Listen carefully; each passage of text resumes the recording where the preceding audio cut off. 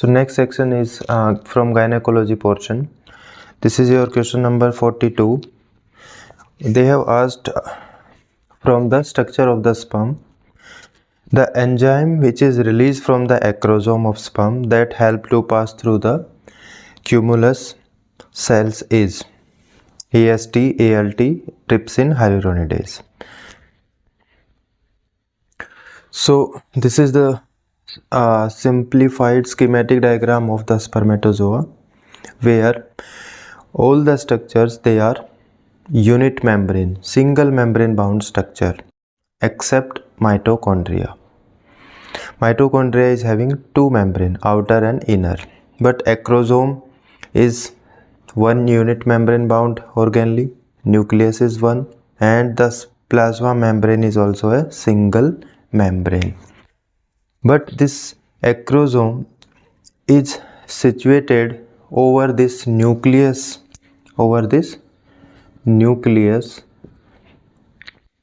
in the form of a cap, So it seems that it is double membrane organelle. So the portion which is in contact with the nucleus, this is known as inner acrosome membrane, and the portion which is toward the cell membrane of the sperm is known as outer acrosome membrane. So this structure is shown here in the form of a cap-like structure. So this anterior 60% part is covered by this cap, anterior cap. Posterior 40% is post-acrosomal cap. This acrosome is filled with vesicles. These are the vesicles, and these vesicles contain enzymes. After this acrosome, this portion is known as equator or equatorial segment. The significance of this segment is sperm itself initially fuses with the ovum from this segment, equatorial segment. The posterior portion is post-acrosomal cap. So after acrosome we have nucleus.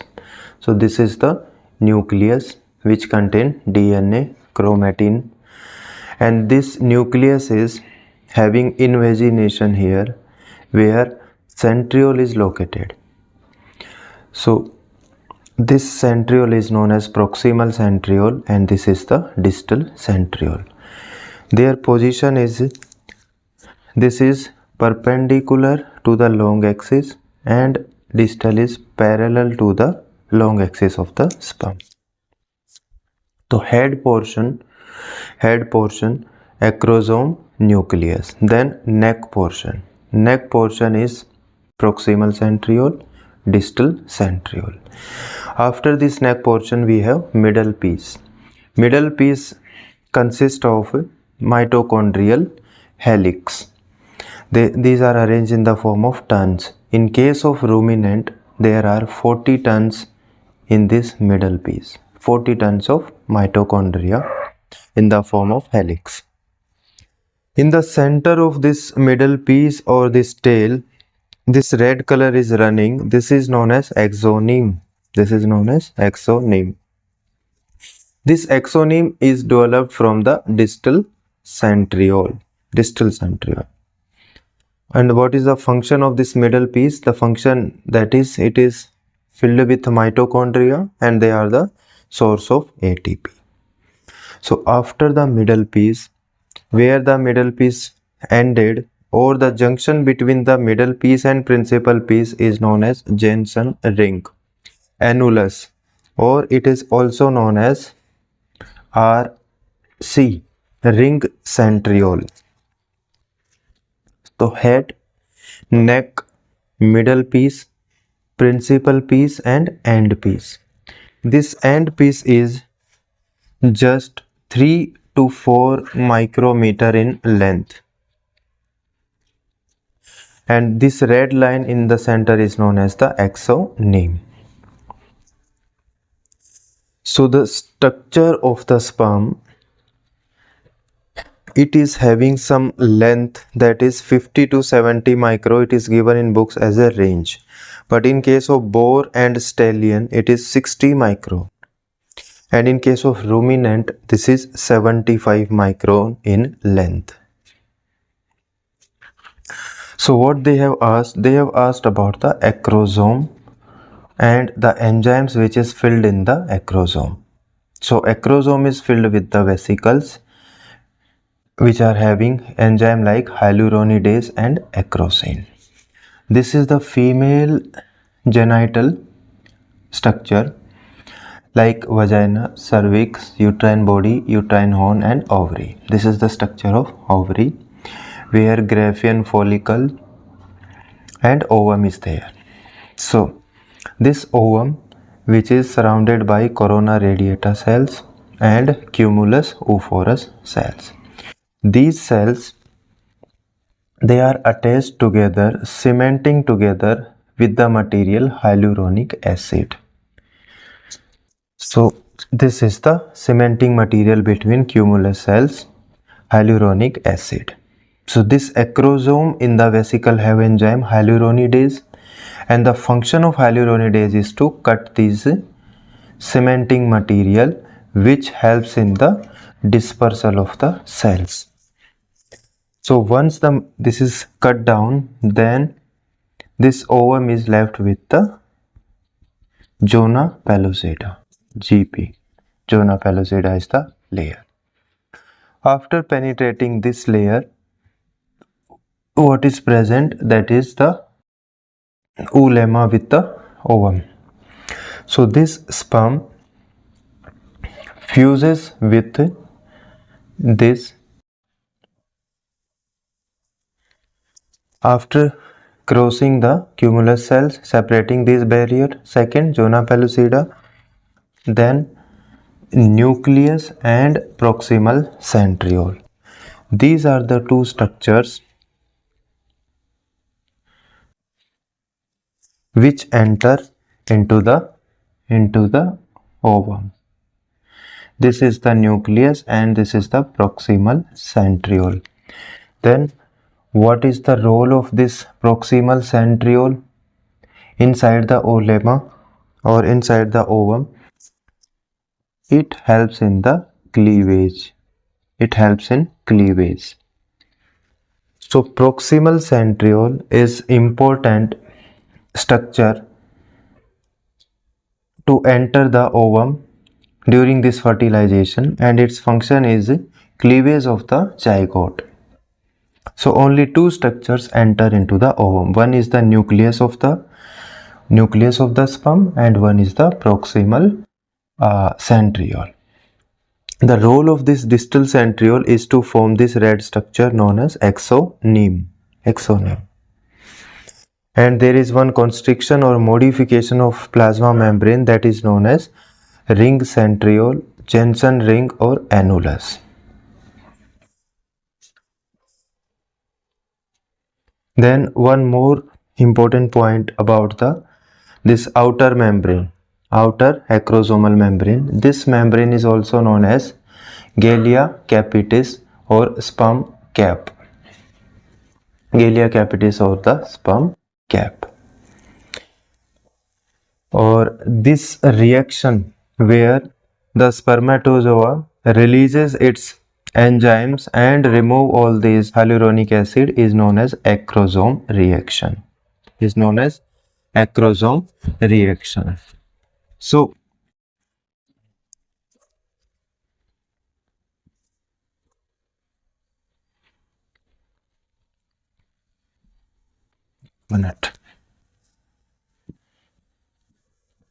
during this acrosome reaction, the outer acrosomal membrane, and this is known as inner acrosomal membrane, they get fused. Outer membrane get fused with the sperm membrane. This is the cell membrane, and the enzymes all the content they release, and that content dissolve the hyaluronic acid which is present in between the cumulus cells. So even after the acrosome reaction has occurred, this membrane remain intact. So acrosome reaction, the part is played by outer acrosome membrane and sperm cell membrane. This membrane remain intact. The exoneme composition is different. Middle piece, in principal piece, it is having 9+2 arrangement, and in case of end piece, 9+2 arrangement of the microtubule, where 2 in the center and these are the 9 doublet which are surrounded by dense fiber. These are known as dense fiber, outer dense fiber, coarse fiber, accessory fiber. These are the 9 and these central one are the 2. So this 9 is the dense fiber. They are also 9. So this arrangement, 9 dense fiber, then 9+2 microtubule arrangement, it is present in middle piece and principal piece. End piece do not contain this dense or coarse fiber. Only this 9+2 arrangement is present in the end piece. So in our MCQ, what they have asked that which enzyme is released during the acrosome reaction, that is the hyaluronidase. These 71, 73, these MCQs, they are related with to assess the membrane integrity. That is the outermost, this cell membrane of the sperm, its integrity. In this MCQ, we'll also discuss integrity of the acrosome and integrity of the nucleus, then mitochondria, then lysosome, and then motility. So first we'll start with the sperm cell membrane integrity. What are the tests? What are the fluorescent probes or markers we are using to check the cell membrane integrity? Cell membrane integrity is directly proportional to the viability of the cell. The cell is alive or dead.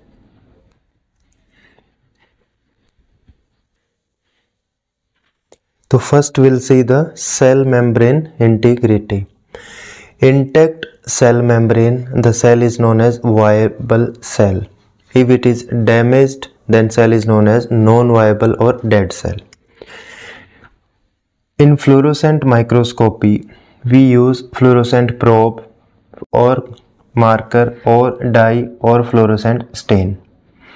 There are two types of marker or probe. One is permeable, one is impermeable. Permeable can enter live cell or dead cell both and bind to the DNA. But impermeable stain, as the name indicates, impermeable means it cannot penetrate, cannot cross the live cell, but it can enter easily into the damaged cell membrane. It can easily enter and bind to DNA. So the cell which is live will give the signal green, and the cell or sperm which is dead will give red. What are the example of the permeable fluorescent probe or marker? Cyber 14, CFDA, DAPI, H33342. So this is very important because same H is here in the impermeable, but that is 33 minus 25 is 8.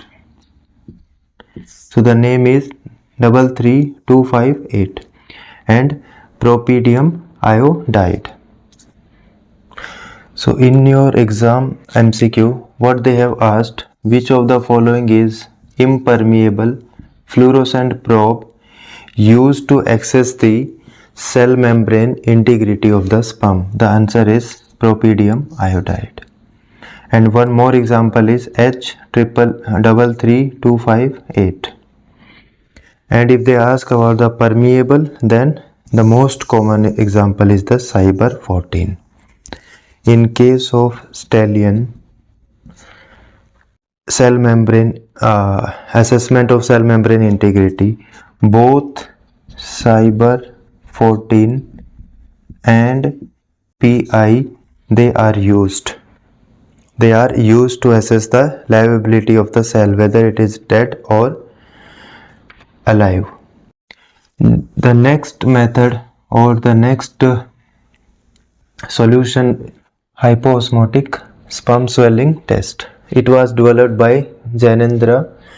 The osmolality of the solution which is used for this test is 150 milliosmol, that is hypotonic solution.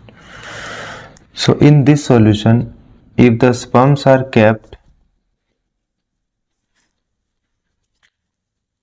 then if this cell is having intact cell membrane, then water will enter into the cell and will see swelling as well as coiling of the sperm. If the sperm has damaged cell membrane, then there will be no swelling and no coiling. So this is very simple hypotonic solution whose osmolality is 150, used to assess the cell membrane integrity. So one was the fluorescent probe method and one was hypotonic solution method. So these were two methods for the cell membrane. Next we'll see what are the methods to assess the integrity of acrosome.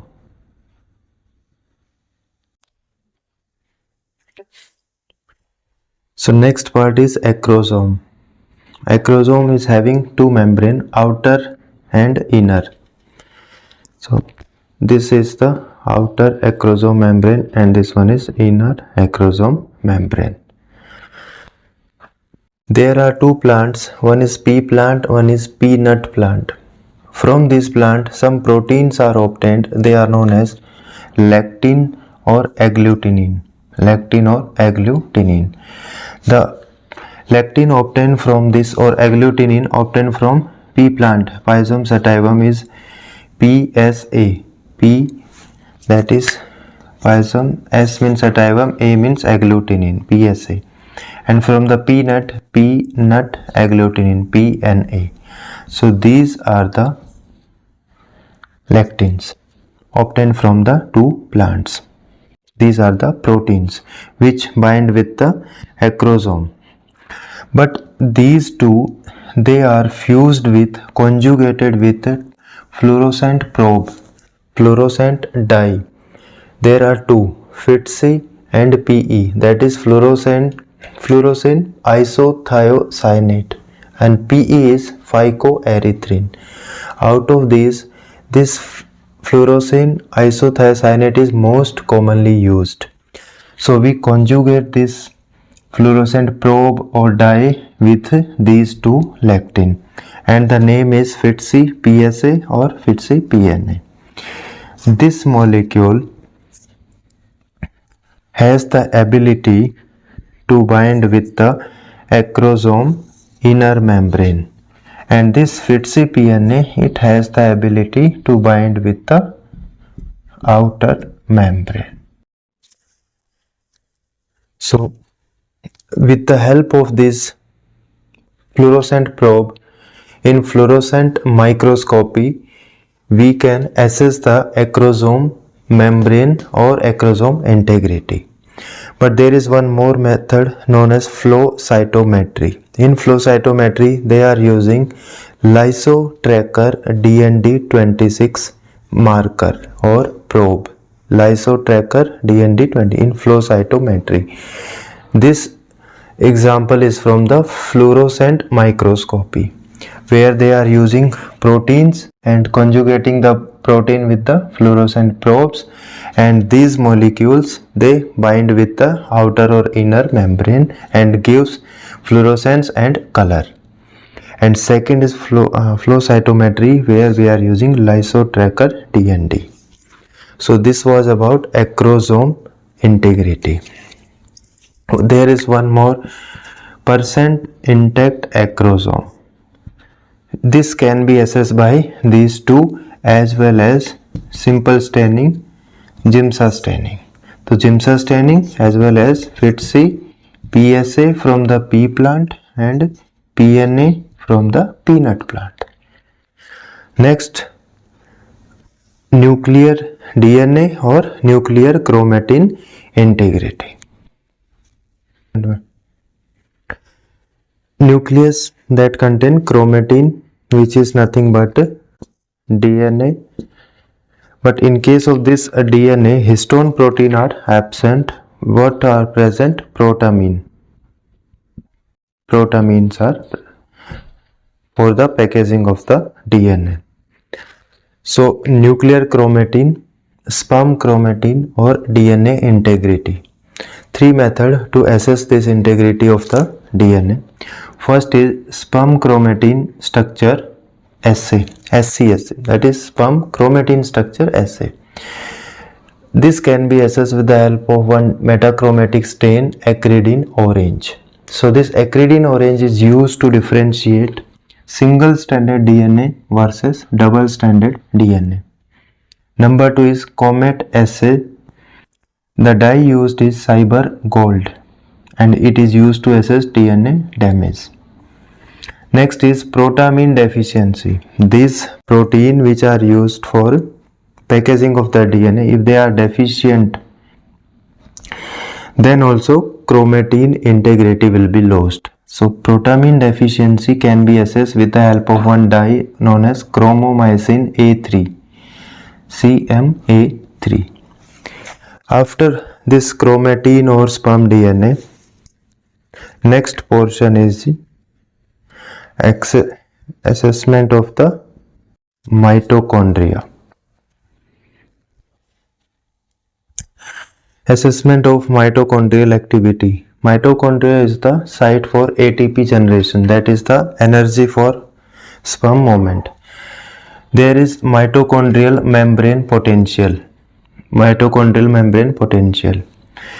There are two fluorescent dye, rhodamine 123 and JC1, that is carbocyanin. This rhodamine 123, it cannot differentiate between high and low potential of the membrane of mitochondria.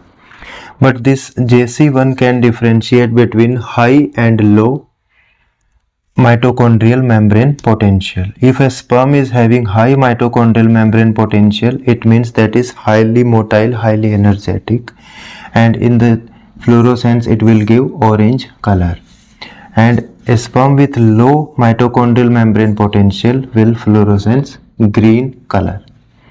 So these are with the mitochondria. Then to assess the motility of the sperm, there is one known as CASA, that is computer assisted sperm analysis for the motility of the sperm. Summary of all the dyes what we have learnt. First, cell membrane, cyber 14 and propidium iodide, permeable, impermeable, fluorescent dye. Then hypoosmotic sperm test, and after this acrosome, PSC, PNA and PSA, and flow cytometry dye is lysotracker DND28 for the acrosome integrity. And there is one more, that is Giemsa staining. Then nucleus chromatin DNA, sperm chromatin structure assay, Comet assay and chromomycin A3 to assess the integrity of the nuclear DNA, chromatin or sperm DNA. Then mitochondria, rhodamine 123, JC1. Then motility, CASA, computer assisted sperm analysis. Then there are 3 dyes for the assessment of apoptosis of this sperm.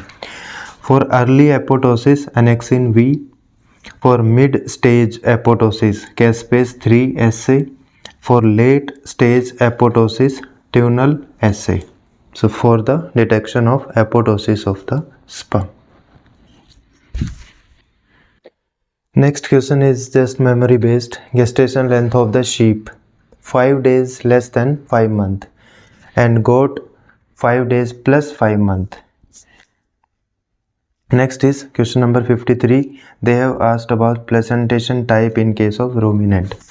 Ruminant placenta is always with the cotyledons, so it is known as cotyledonary placentation. Subscribe for more content.